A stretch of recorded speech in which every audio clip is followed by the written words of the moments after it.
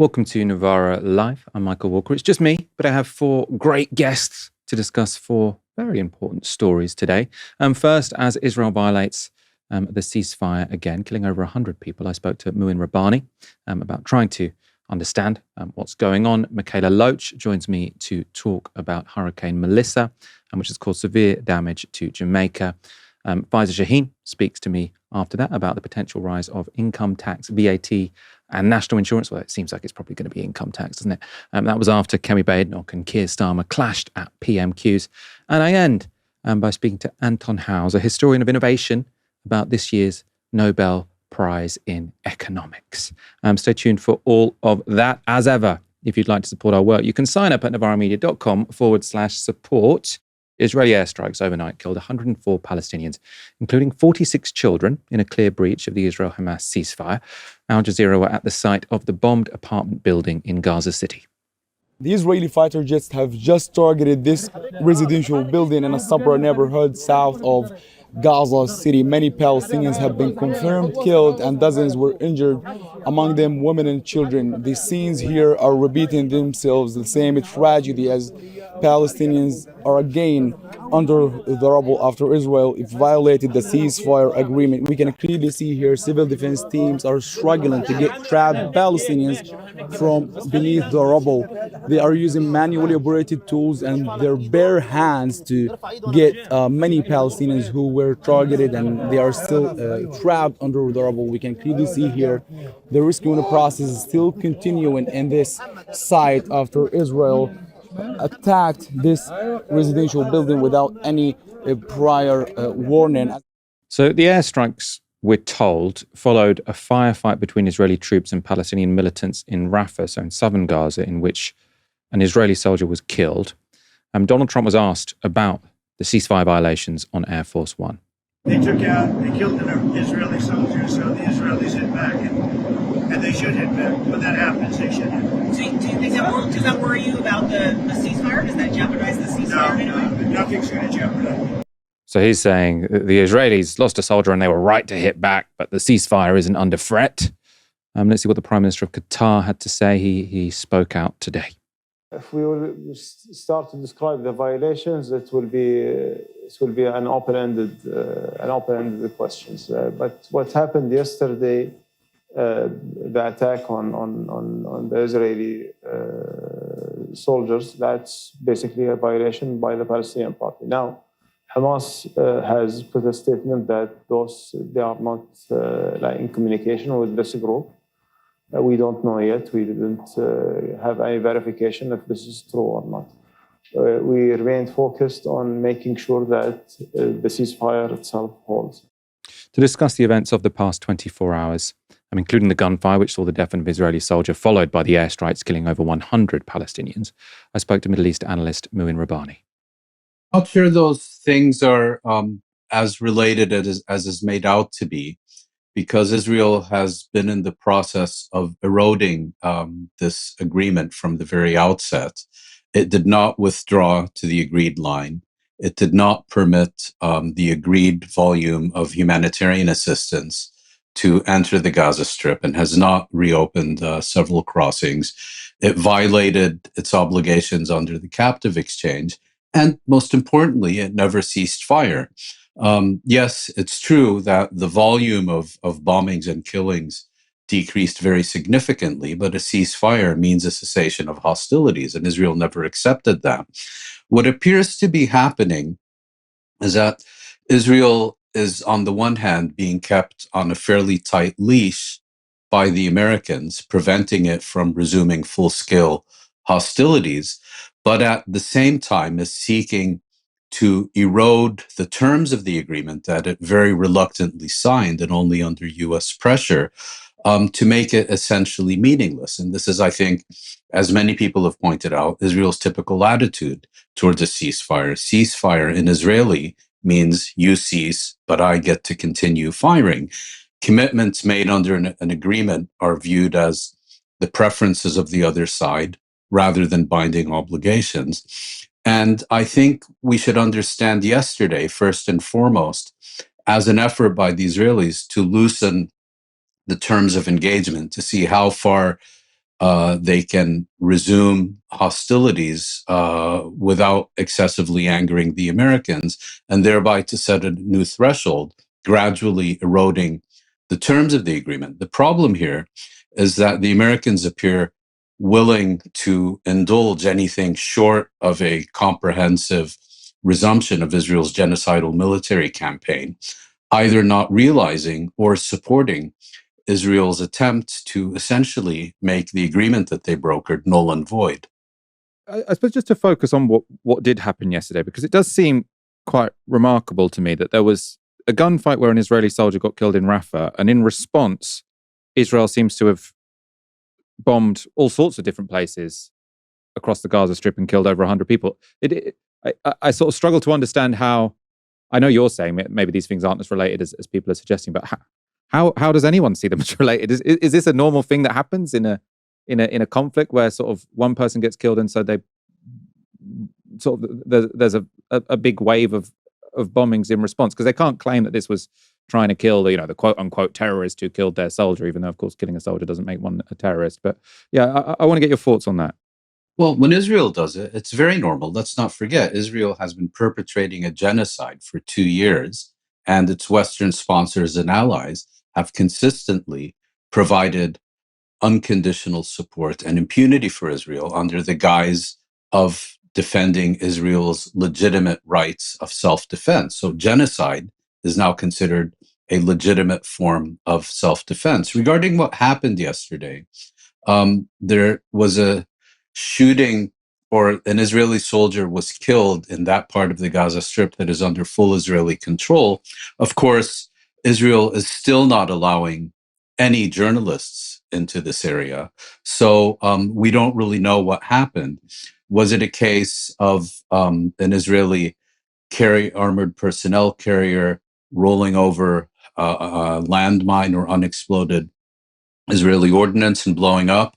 Was it a case of Israeli soldiers approaching Palestinian militants who then opened fire and killed the soldier in self-defense?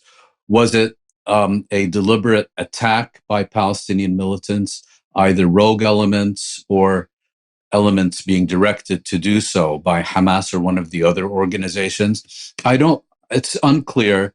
What is clear is that we can no longer take anything the Israeli military claims on faith. But assuming, for the sake of argument, that the Israeli version of events is accurate, as you point out, how does this give any military the right to respond by killing over 100, at least a third, if not half of whom are children under the age of 18? But in Israel's case, it's perfectly normal, it's legitimate, it's acceptable, and Western governments will defend it to the very death. In terms of sort of responses to this, Donald Trump on Air Force One sort of said, "Oh, look, the Palestinians killed an Israeli, so the Israelis had to fight back." Now, I wasn't remotely surprised that was the line from Donald Trump. I was a bit more surprised from the response from the Prime Minister of Qatar, who was speaking today, because when sort of asked about the events of the past 24 hours, he did seem to put emphasis on the idea that the Palestinians broke the ceasefire, putting much less emphasis on the fact that the Israelis had killed over 100 people with their airstrikes. What's your view on, I suppose, that Qatari response and Qatar's role in being one of the supposed enforcers of this ceasefire? Well, I haven't seen that specific statement, but it would fit into a broader pattern, not only of Qatar, but also of the other Arab mediator, Egypt, who have, over the course of the past 2 years, repeatedly run into Israeli obstruction of their efforts to negotiate a ceasefire or any other agreement, and have consistently refused to very publicly assign blame where it belongs, on Israel. And the reason for this is because doing so would create complications in their bilateral relations with Israel. So if you remember, for example, in 2024, the Biden administration would consistently blame Hamas for the failure to reach an agreement, even though Hamas had publicly accepted the proposals that were on the table. And Israel, in full view of the entire world, would then come and add new conditions or reject it or whatever. And Biden and Blinken and their spokespersons would be trotted out to say Israel has accepted the agreement, but Hamas rejects it. And Doha and Cairo would, for the most part, remain quiet and refrain from comment. And the reason for that is their relations with the United States, and that they did not want to jeopardize that relationship for the sake of telling the truth about what was really happening in these negotiations. And based on the statement, which again I haven't seen, it would appear to be more of the same. And I mean, I know you've said that sort of Israeli brokered ceasefires aren't what we would normally call a ceasefire because the fire hasn't ceased.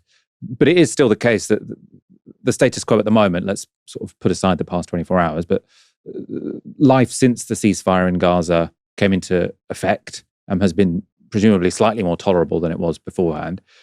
Do you think this ceasefire will hold, or do you think that this is sort of Israel testing the water in terms of just restarting a full-scale genocidal war against the people of Gaza once again? Well, I think Israel is trying to achieve one of two things.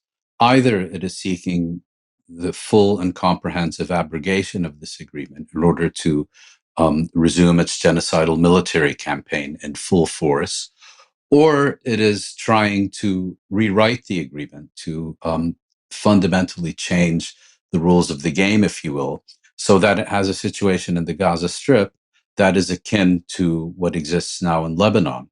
In other words, on the one hand, you do have this formal agreement that does remain in force and that is formally supported by the various parties concerned, but it applies only to all the other parties. And Israel remains free to violate it at will.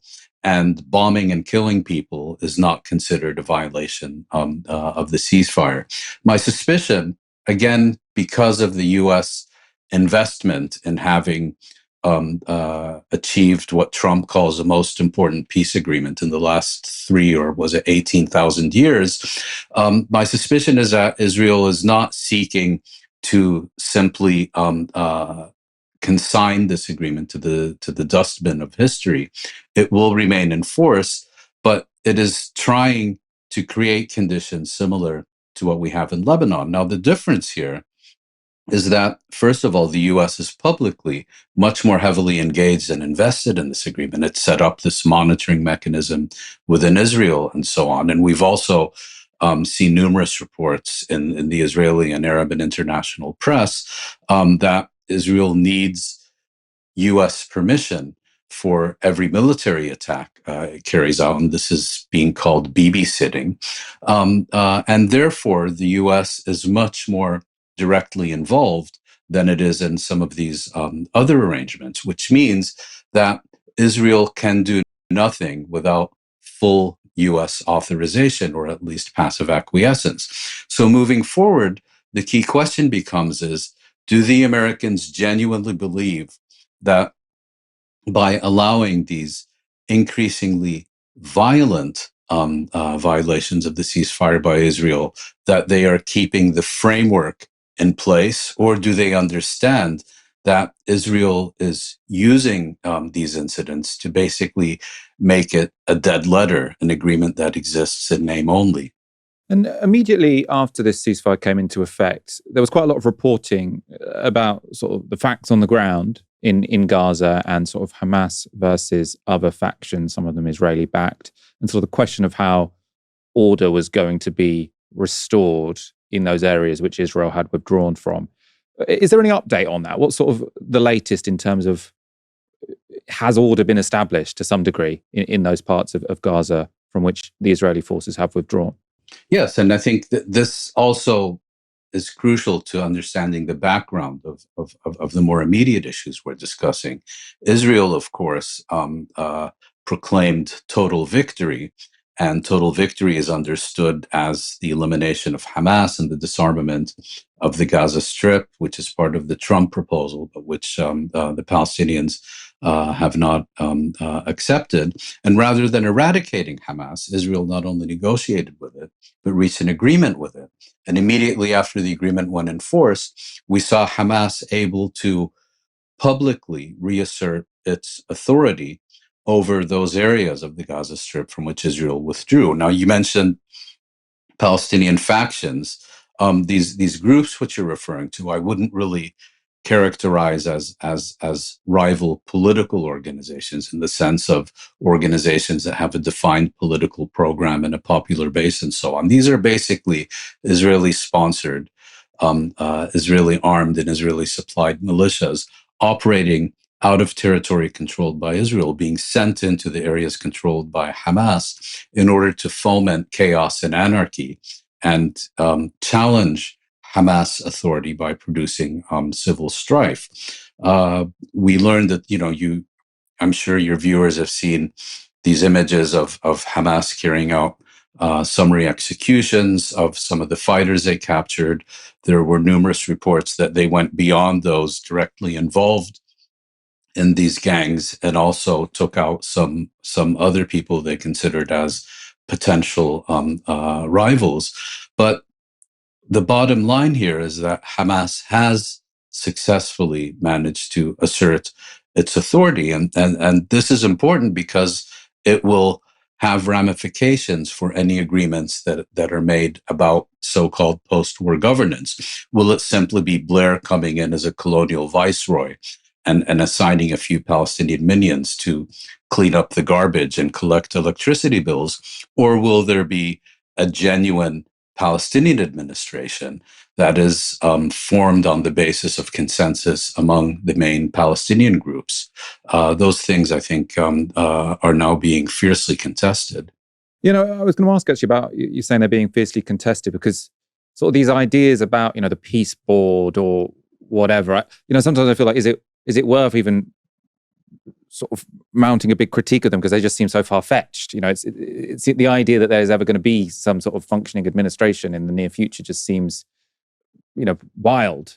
But is there real work going on in terms of post-war or post-genocide or however we're phrasing it, reconstruction of Gaza? Or do you think that this is all sort of talk and it's all sort of just highly speculative because people feel like for a ceasefire to have been agreed, a few ideas had to be thrown against a wall?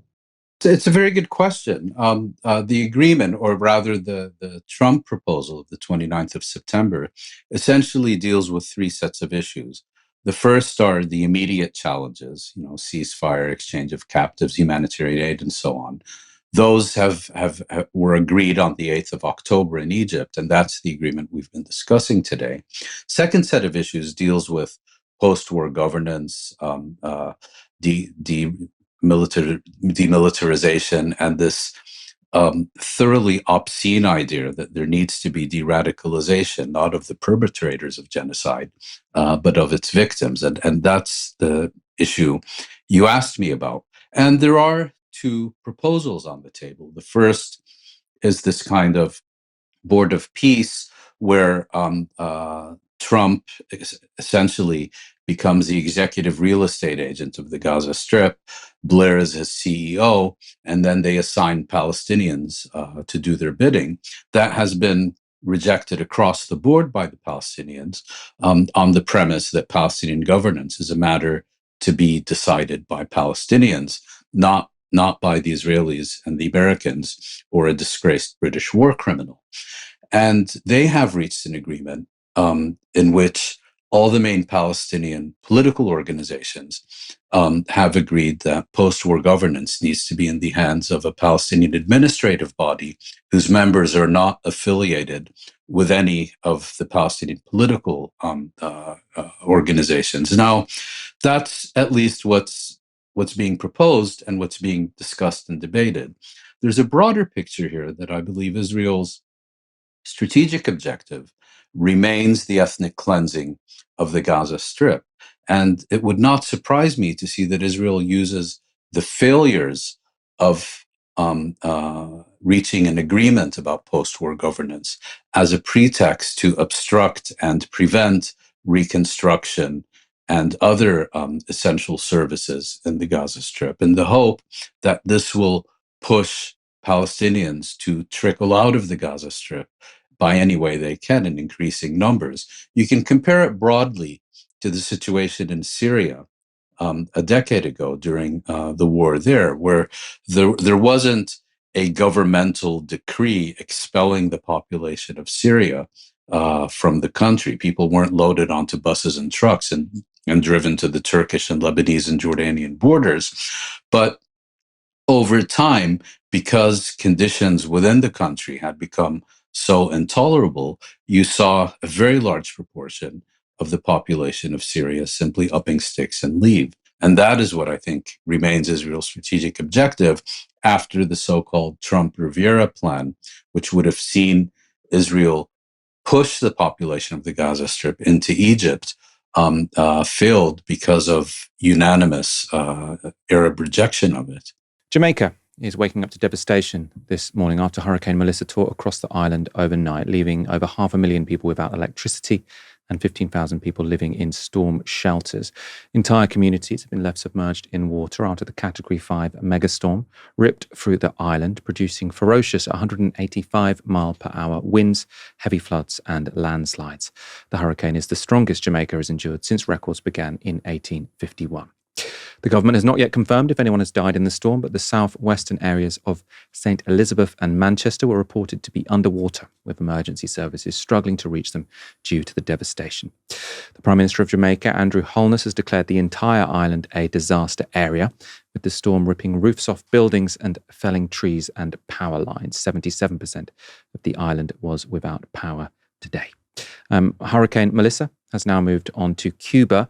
The storm has been downgraded from the strongest Category 5 storm to a weaker Category 3. That was after it left Jamaica, but 750,000 people have still been evacuated from the eastern part of Haiti as severe flooding hit. Officials have also sadly reported that a river burst its bank in southern Haiti, leading to 20 fatalities. Of course, you're probably already aware that climate change is increasing the extremity of weather events like this. But here's a professor of hydrology explaining to LBC how the rapid heating of the world's oceans creates such powerful hurricanes. So what we are seeing is more of these larger level 4, category 5 hurricanes. And when we think of Melissa, she's been sitting off the south coast of Jamaica for a good few days now, sort of creating that anxiety in a lot of people who are on Jamaica, but also if you've got family and friends out there, you'll be worried. And what we are seeing with climate change is often these sort of stalling systems that just sit and they suck up the warmth and the moisture from the sea. And that is what's so damaging. That's what brings huge storm surges and huge amounts of rain. To discuss Hurricane Melissa, both its causes and its impacts, I'm joined by climate activist and author Mikaela Loach. Thank you so much for joining me this evening. First off, to begin, I know you have family and friends currently in Jamaica. So could you give us an update on how they're doing? This morning it was difficult. I didn't sleep very well at all because I was just worried all night of what I'd wake up to. My mum had told me stories of how during Hurricane Gilbert in the 80s, when she was a kid in Jamaica, like her neighbours' roofs were all pulled off, like her and her brothers had to be like shoved into a closet to be safe. And that was a category 3 and this was a category 5. So I was terrified, to be honest, when I went to bed last night and woke up in the morning and still hadn't heard from them for a few hours. I didn't hear anything from them from about 1 a.m. until 8 in the morning. So I was really worried, but then thankfully made it through to my family, and all my direct family are safe, thankfully. But my aunt's nephew and the house that he lives in, their home with his child and his child's mother has been completely leveled and destroyed and flattened by this hurricane, and they're now having to shelter with other relatives. So whilst I'm obviously extremely grateful that my family are like okay right now, what I'm afraid of is what the impact's been on people across the island. I mean, many of the people that I organise with on the beach access issue in Jamaica, who are more in coastal communities, I've not been able to contact them since Monday. Like my messages won't send through. They probably don't have power. They probably don't have internet connection. But I'm hoping that they are still safe. But it's the waiting that I think is difficult. And I mean, when you see some of those images, it almost seems surprising that they hadn't confirmed anyone had died yet. But I mean, I suppose there's two potential reasons, which is one, because they had quite a lot of warning. They could get people out of harm's way. Even obviously, you can't move the house out of harm's way, so there could be incredible material destruction while the people thankfully, did have time to get out of the most dangerous zones. I suppose the other is that we just don't know yet because they haven't had time to clear up. I don't know which of those you sort of think is more the case here. I think that communities actually did a really good response in many ways in making sure that people were like actually evacuated who needs to be evacuated. Although like a lot of people who should have evacuated didn't feel like safe enough or comfortable to, because they felt like if they leave their home, they don't have any savings, and maybe this is that their home and all their belongings, that's all that they have. And the idea of leaving that feels very difficult, especially when like in these instances sometimes there can be looting. I think there's a lot of people, like one of my mum's friends' mum who's in her 80s, like she didn't want to leave her home even though her roof didn't have hurricane straps and wasn't safe, because her home was all that she had, and that's just quite scary. So I think there was a really good response to it in many ways and preparation to it, and it was taken quite seriously. But I also think that the reason why we won't know the extent of the devastation is that like roads are flooded still and blocked, and people can't actually reach a lot of the most rural communities who are the ones who are most vulnerable to it. So I think we're not going to see the extent of this devastation for a little while yet. And I think it's really important that people don't look away from it, because Jamaica's going to need a lot of support to be able to recover from this. And you've said in a social media video that this hurricane should not be called Hurricane Melissa, it should be called Hurricane Darren. Talk to me about that. What was your idea there?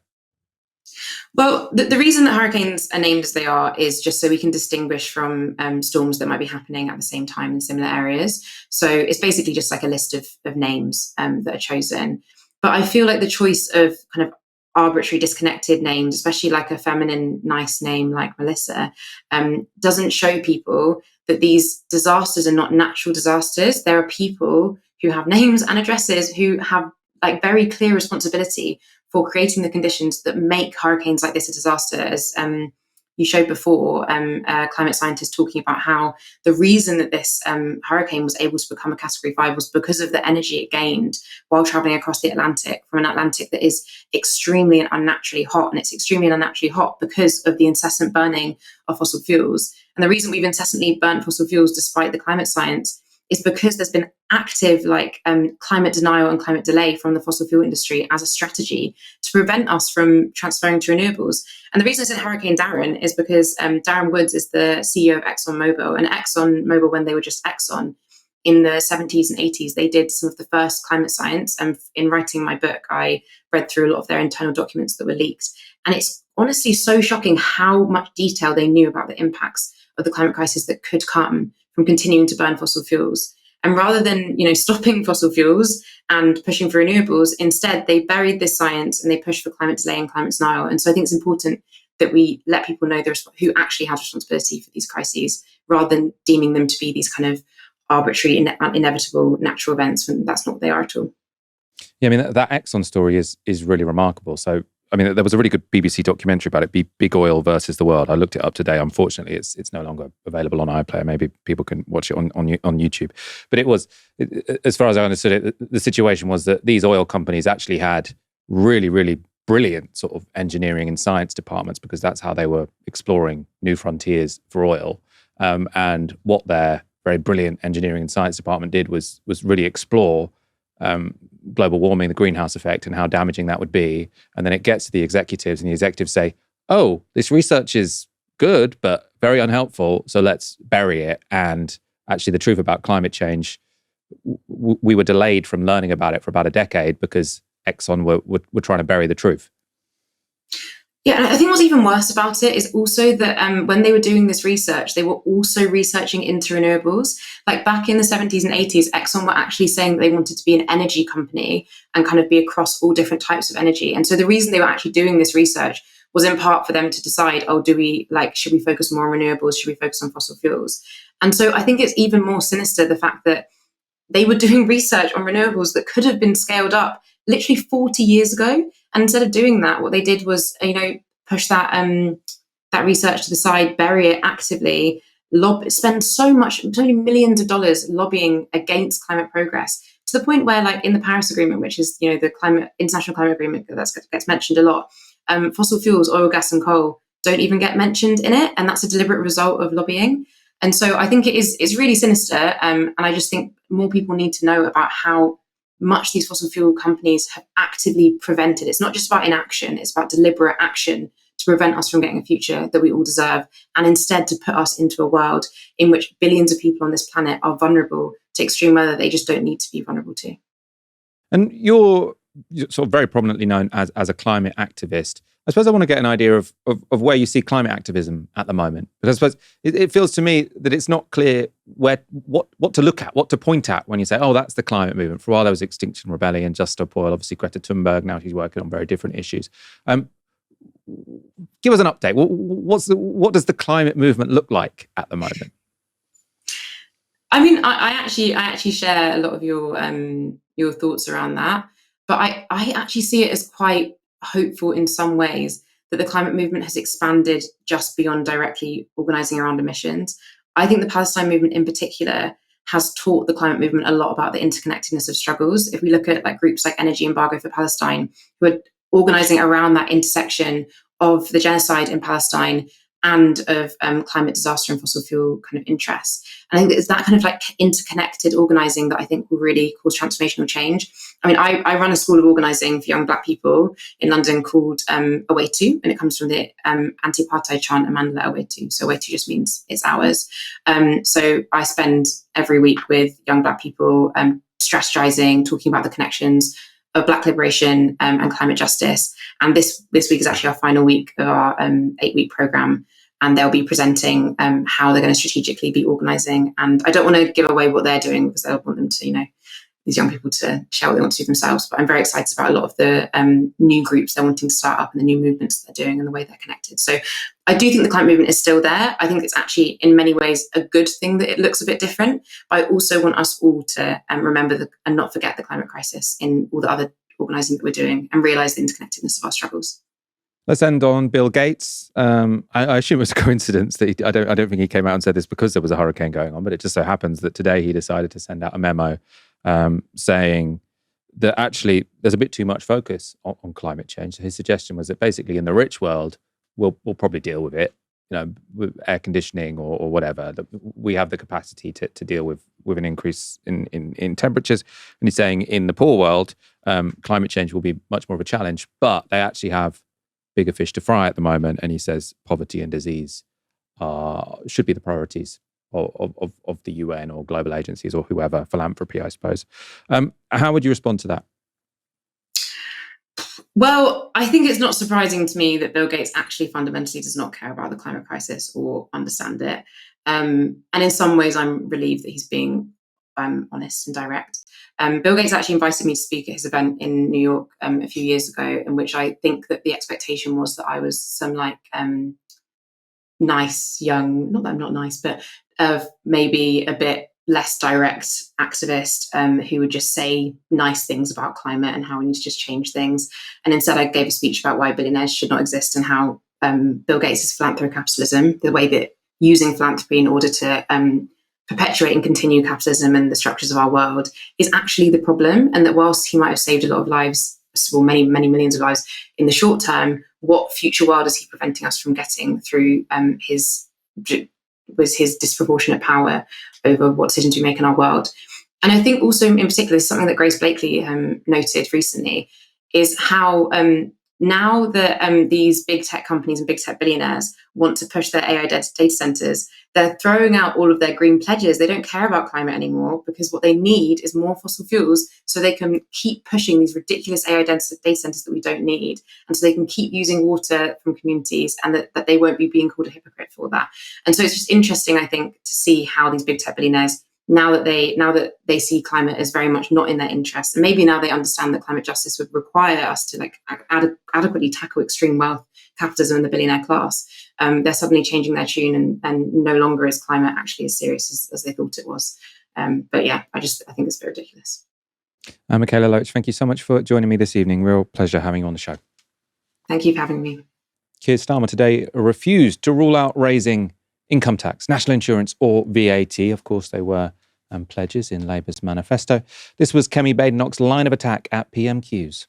Last year, in its manifesto, Labour promised not to increase income tax, not to increase national insurance, and not to increase VAT. Does the Prime Minister still stand by his promises? Well, Mr. Speaker, I'm glad that the Leader of the Opposition is now finally talking about the economy. I can update the House, Mr. Speaker. Retail sales are higher than expected. Inflation is lower than expected. Growth has been upgraded this year. And, Mr. Speaker, the UK stock market is at an all-time high. The budget is on the 26th of November, and we will lay out our plans. But I can tell the House now that we will build a stronger economy, we will cut NHS waiting lists and deliver a better future for our country. Well, Mr. Speaker, yes. What a fascinating answer. It is not the same answer that I received when I asked exactly the same question, word for word, on the 9th of July. Then the Prime Minister replied with just one word, yes, and then he sat down with a smug grin on his face. That went on for a little while. Starmer was unable to rule out breaking those manifesto pledges because increasingly poor growth projections from the OBR, the Office of Budget Responsibility, now mean Rachel Reeves has something like a £35 billion budget black hole to fill. So does Labour have little choice but to break its key manifesto pledges on tax? I spoke earlier to economist and head of Tax Justice UK, Faiza Shaheen. Yeah, it has a choice whether it's going to do that or not. And I think we really need to get the context of this right, because everyone's thinking and speaking about how much money this government needs to raise in this budget. So really probably between 30 and 40 billion pounds. But this is a backfill. This isn't like new spending. This is essentially because of the way in which Rachel Reeves has her fiscal rule and various different outcomes from different forecasts and productivity gains or lack of. So they are in a bind because of the way in which they've painted themselves into a corner, and they do need to raise a lot of money, but that doesn't mean that they need to raise income taxes. I actually don't think that they will do a increase in the basic rate of income. I think they will do lots of little things here and there to try and make up for the money. And they will, I think it's pretty certain that they will at least freeze personal income rates, which in reality, in real terms, means that they do break the pledge. Really, this comes about because they're unwilling to do the kind of bigger things, more bold things that they could do, and in particular on wealth. And I just keep coming back to this stat that I was looking at recently, which is that the billionaires in this country have seen their wealth more than double. So they're on, from sort of 250 billion to 620 billion since 2010. Meanwhile, median wages in real terms have only gone up by £16. That's basically like billionaires having hundreds and thousands of pounds more a week due to sort of passive income from assets, whilst normal people have barely seen their income gone up at all, maybe a couple of pennies in real terms a week over that time.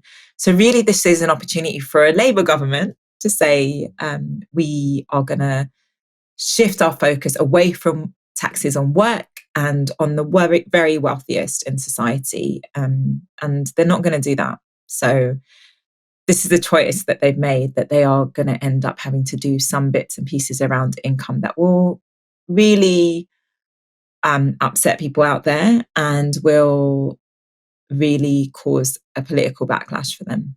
And so we can talk in a bit more detail about wealth taxes in a moment, but just on the idea of increasing income tax, because there's two issues, isn't there? There's the political fallout from breaking their manifesto pledges, which would presumably be large, right? If you've very explicitly said we won't raise these free taxes and then you raise one of them, there's going to be some fallout to that. But then there's also just the issue of, would that, in theory, be the right policy? And I think sort of many people on the left, influenced in large part by people like Gary Stevenson and yourself, saying we should tax, and Grace Blakely saying we should tax wealth more than incomes. I'm obviously very much in favour of taxing wealth. It does also seem to me, though, that sort of broad-based income taxes have been the basis of social democracy in most places where it's worked. So it is the case that in this country, compared to much of social democratic Europe, so if you look at Scandinavia or Germany or even France, people on median incomes are taxed not very much in this country. So I suppose I'm not really in principle against putting 1p or 2p on income tax. I can see why it would be politically stupid when you've sort of committed to doing something else, but I'm not in principle against it. And I suppose it sounds like you are, and I wonder if we could sort of draw that out a little bit more. Yeah, it's interesting, Michael, to do that comparison. I think if you're in Sweden, and like members of my family are, like, yeah, you might say they are paying higher taxes overall, but they also have really good public services. And I think one of the things that's happened in this country is that people feel like they're paying higher taxes than ever in many ways, and have huge expenses, whether it be our energy bills, our food bills, our water bills. People are really squeezed. And so the reason why I think this is a really bad idea economically to increase income taxes for working and middle class people, I would say I wouldn't have a problem with them increasing the very top rate, the 45p rate. But for others, there's not much money left over every month. And it's already sort of damaging for the economy in terms of how little people have to spend. And it's also just a matter of hardship. The fact that, people like myself paying childcare bills on top of obscene bills across the board, people just don't think like their lives are really making any sense. People are working a lot and yet can just about make ends meet, if that, and often not doing that, getting into debt. So from an economic standpoint, from a growth standpoint, which this government says that they're focused on, that if you're going to tax normal people more, they're going to spend less in the economy. And we might have our problems with a consumption-based economy, but that's what we have. Whereas for the richest, doesn't really make a whole bunch of difference. I mean, there's only so many designer suits that you can wear in a day, right? And I actually was talking to this patriotic millionaire the other day. For those that don't know, patriotic millionaires are a group of millionaires that say tax us more. And she was saying that she just got this pretty decent payout from dividends. And it came into her account and she just thought to herself, this makes no difference to my life. I don't need this. So that's what I mean. Like, that money's not getting spent. It's sitting there or going into risky investment. So from that perspective, I think that's why a lot of us have come to say, like, we need to be taxing wealth more and not work, because the situation that people find themselves in terms of making ends meet. And so I suppose if you look at Labour, and you've said it doesn't seem like they're particularly keen on taxing wealth, and I suppose there's a couple of explanations one might give for that fact. Now, one could be that they're just completely in hock to very rich people, and they're essentially bought by the ruling class who don't want to get taxed anymore. And I suppose the other is that you've got some wonks in the Treasury who are looking at this and saying, actually, wealth taxes are very complicated. There's a lot of uncertainty there. They're concerned that some wealth taxes might end up being a tax on investment. So I'm not so worried about the sort of hypermobile billionaires moving away, because I don't think they do much investing in the economy anyway. But I think they are plausibly worried. People are talking about equalizing capital gains with income tax, that will disincentivize investment. They seem to me terrified that a wealth tax wouldn't raise that much money and would be a disincentive to investment and potentially hit growth. And maybe you think they're mistaken, maybe you think they're lying when they say that those are their concerns. But where are you sort of standing on those questions, the arguments against a wealth tax, and why it seems as if Labour aren't particularly keen to do so? Yeah, I mean, Michael, it's a combination of those things. So they certainly are being lobbied very hard to not put more taxes on wealth overall. So there's a wealth tax, but there's also, of course, changes they can make to capital gains, as you've said there. There's some other talk about a mansion tax. I saw that come up again, and I think that's quite possible that they bring in a new level of council tax, a new threshold at the very top. That means that those with very expensive homes, more than 2 million, will pay more. I mean, that's a good thing. But I think overall, their arguments around why they won't do this do come from the Treasury and do come from a certain type of thinking that is very establishment economics, which basically says that, that if you tax the rich more, it will potentially hurt growth. And I think the sort of levels that we're talking about are nowhere near that. So the idea that myself and Gary Stevenson and many others push is this 2% tax on those with over 10 million. So anything over 10 million, you pay a 2% annual fee, which doesn't really amount to very much for this few thousand individuals that have that kind of wealth. But it does result in about 24 billion, even when you account for behavioural changes, about 24 billion a year. I do admit that there is a problem with bringing in something like this right now. There actually does need to be a lot more that happens with the HMRC. I mean, they don't even know how rich the rich are or how many billionaires there really are. I mean, there was this public accounts report, which was damning, just like outright damning, just saying that we don't actually know. And we need to start collecting that data and knowing a lot more about the assets the very richest have. So it's not something that can be put in overnight, but certainly there can be an announcement that work is going to be done and investments going to be made in HMRC capacity to bring this in this parliament. And that every time a tax is going to be introduced, there are always people that say it's not possible. Of course, we have to look at design of this policy, and there are people very well placed to do that. And we can look at other countries and what's worked, what hasn't worked. But ultimately, this is about political will. And one thing that really strikes me about where this government is that even if they raise 40 billion in this budget with various things, which might include some positive things like a banking levy, for instance, that, as I said, this is actually more of a backfill. This is like saying this is how much we have to raise just to get to sort of zero. This isn't like new spending, although I think they will end the two-child benefit cap finally. They are going to need much more money because this country is trying to make up for 14 years of austerity. Like, they're just not going to get anywhere. People aren't going to feel better off. And I think there's this sense that growth will return at 2%. That just is not likely to happen, even if we do get some economic prosperity in the traditional sense.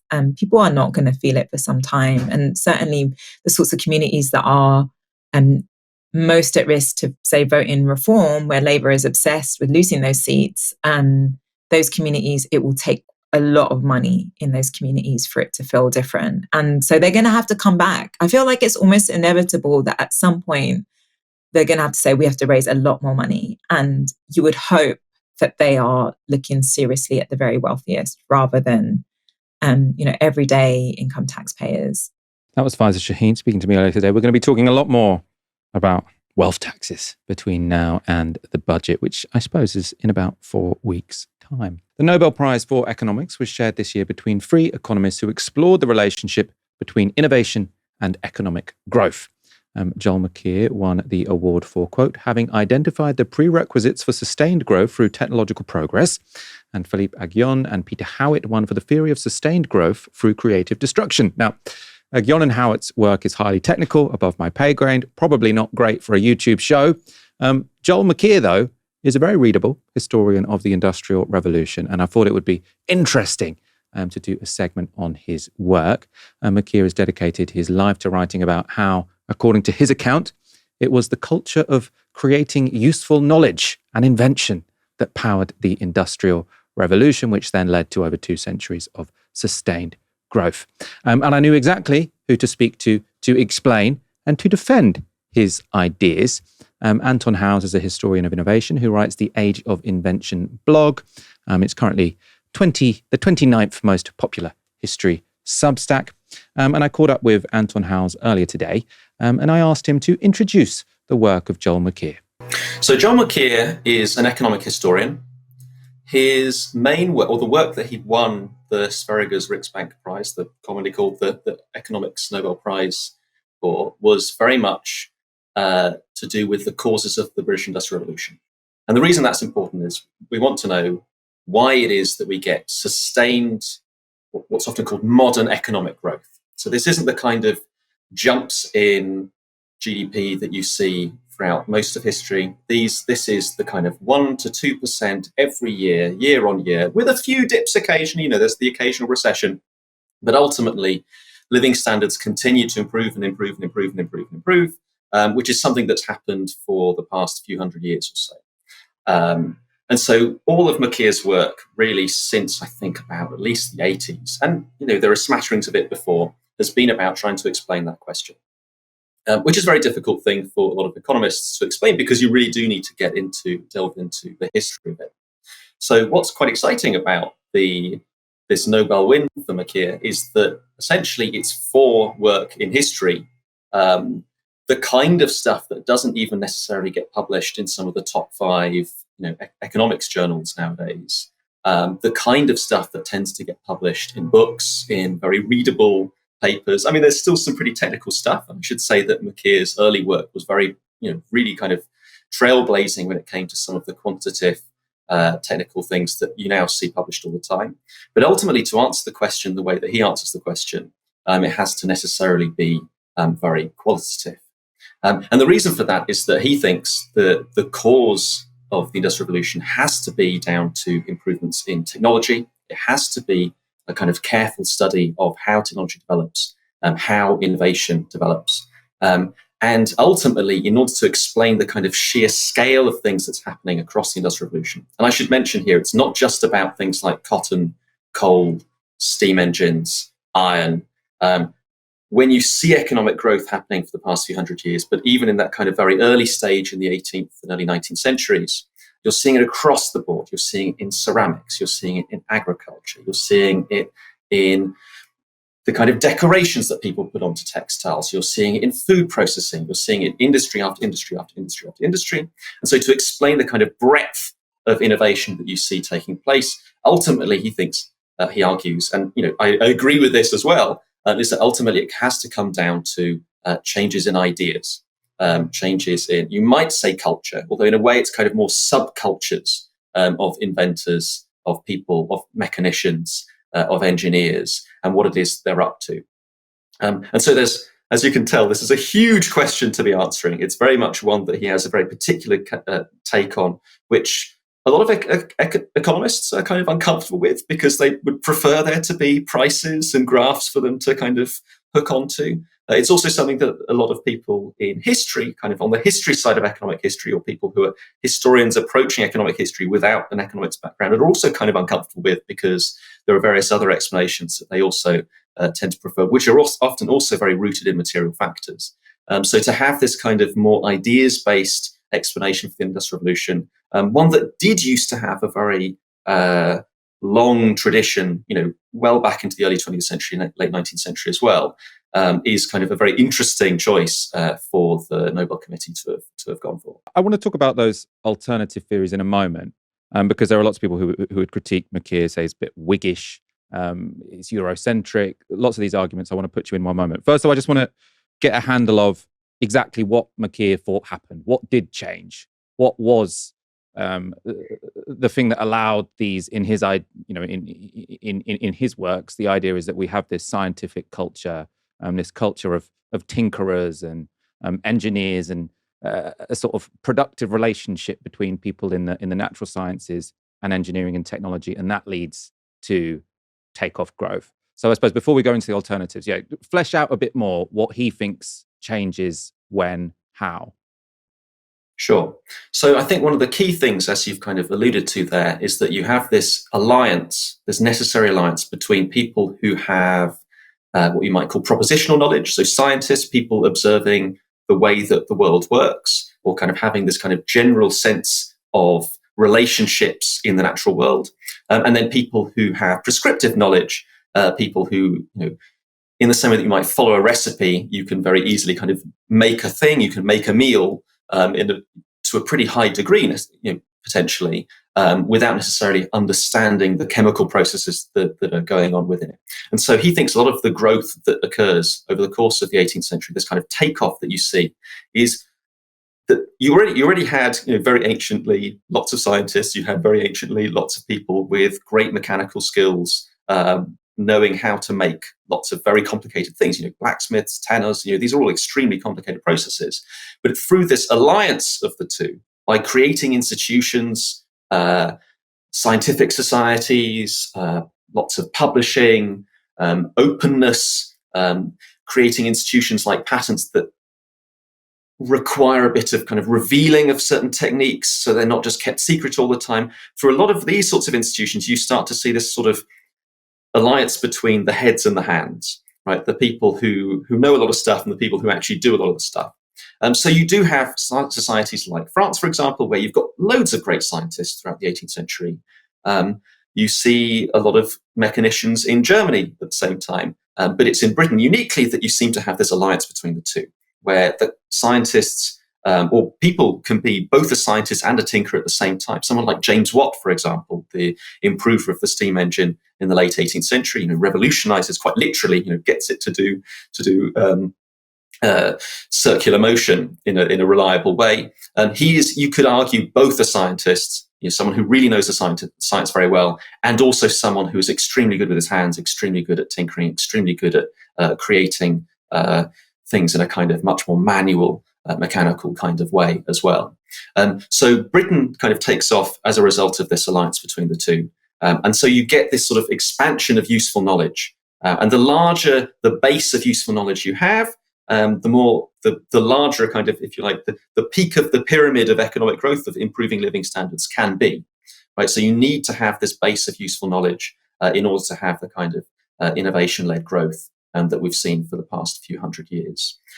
Most of that takes place over the course of, you could argue it kind of goes back to, and Mikaela would argue late 17th century. I would actually go even further back, but we can set that to one side.